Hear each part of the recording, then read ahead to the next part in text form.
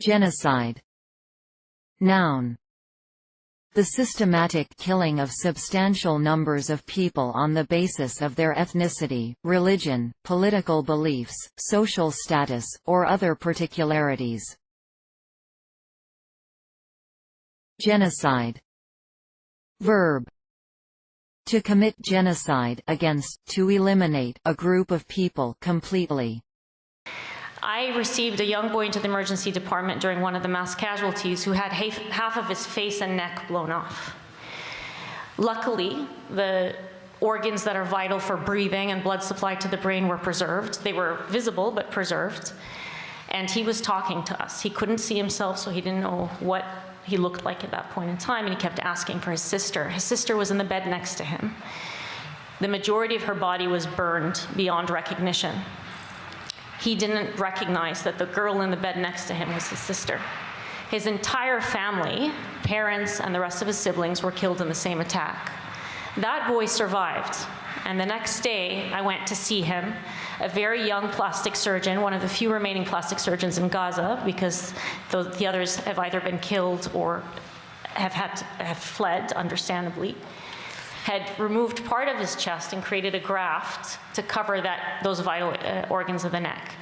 He was lying in his bed and mumbling because it was so difficult to talk, and he kept saying, I got really close to him and he said, I wish I had died too. And I said, what? And he said, I think my entire family has gone to heaven, or it's not my entire family, his exact words were something effective, everybody I love is now in heaven, I don't want to be here anymore. That is one of so many stories. I'm giving you, I'm so sorry, Leila, but I think people need to hear this. I'm giving you the story of one child. One of my healthcare worker colleagues, a young nurse, one of the most dedicated nurses I've ever met, was trying to evacuate a patient when Al-Shifa Hospital was bombed from north to south. He carried that patient, was eventually called by Israeli forces, not by name, but by uniform. You, the person in scrubs, come here. He was subsequently detained for 53 days. He reported physical, sexual, and psychological torture while in detention and ultimately released because he had no crime. After he was released, he worked constantly because one, he was so dedicated, and two, he suffered from severe insomnia from the trauma of his detention. He was always in the resuscitation room of the emergency department, cleaning out sand from the eyes of people pulled from under the rubble, trying to comfort them. One day, overnight, he fell asleep holding the body of a dead child, still with the breathing tube in after they had failed to resuscitate the infant. Another day, I asked him to go home because he hadn't slept in so many hours, so he left the hospital. A couple hours later, I see him in the emergency department trying to resuscitate a man whose both legs and one arm had been blown off. I asked him what he was doing in the hospital. I thought you went home to rest. And he said, this is my sister's husband. They woke me up to tell me that the aid distribution site had been bombed and my sister's husband had gone there.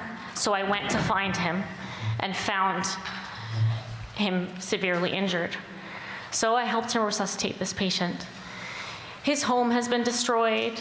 He's a young man, he's engaged, he's trying to get married, he had a whole life ahead of him, and he was a very dedicated healthcare worker. I'm giving you two stories, a child and a healthcare worker, but these are representative of literally almost everybody I know in Gaza. I don't know a single healthcare worker who has not lost multiple members of their family. The samples in my mind were mainly corroborative. The reasons that I determined that these facilities were not or never could have been gas execution facilities are stated in my report. And it mainly is concerned with the design and fabrication of these facilities. The requirements necessary in the design of a facility that contains a highly explosive and highly poisonous gas.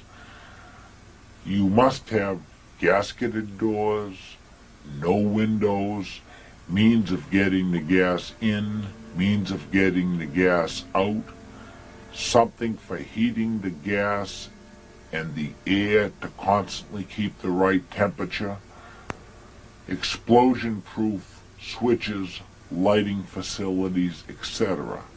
None of these ever existed. We're talking about brick and mortar buildings without heat, with non-explosion proof lighting, without gasketed doors, in some cases without doors at all, and with crematories that opened very close or adjacent to the facility. If these facilities were used for gas execution facilities, if those persons operating the facilities didn't gas themselves to death at the same time that the executees died, they certainly would have been blown to bits when the gas exploded from a spark arc in a switch, the heat of a light bulb, or the gas approaching and getting into the crematory furnace. I mean, it's just ludicrous to consider that these facilities could have been used as gas chambers.